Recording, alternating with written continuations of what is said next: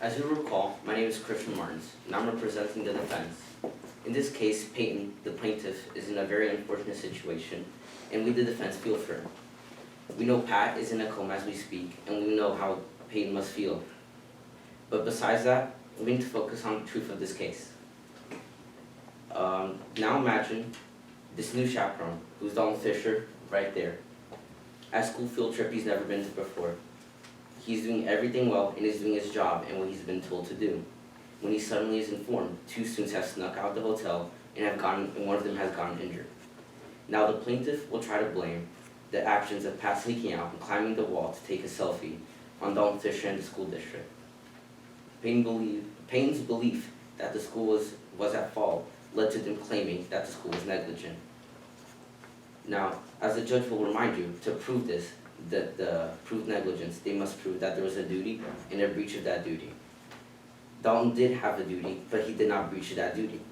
Also, the judge will remind you that the plaintiff bears the burden of proof, the greater weight of evidence required to decide in favor of one side or the other. Now, on top of that, we have the right to safe harbor, but to obtain the safe harbor inference, the judge will explain to you that we have to adopt and comply with reasonable supervision policy, provide adequate training on the policy, and implement to the teachers and personnel, provided adequate notice on the policy and how we implement it to parents and guardians.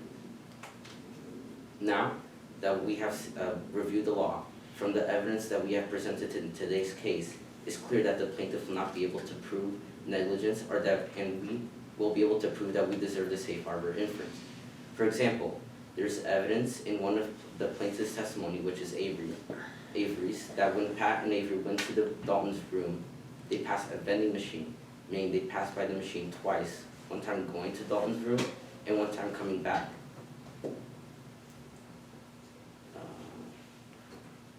Wait, just a quick second, I lost myself. There's also evidence in Exhibit 3 that when Pat and Avery left the hotel, they did not have a straight path towards a restaurant. They passed by a restaurant that was right in front of the hotel and decided to walk towards a restaurant that was near the Metropolitan University, where Avery had a cousin having a party there.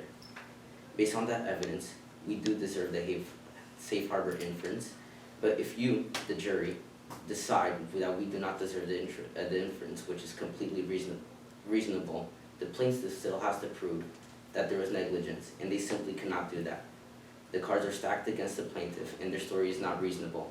Knowing that, I'll kindly ask that the jury rules in favor of the defense. Thank you very much for taking your time of your day here to be giving this important ruling on this case.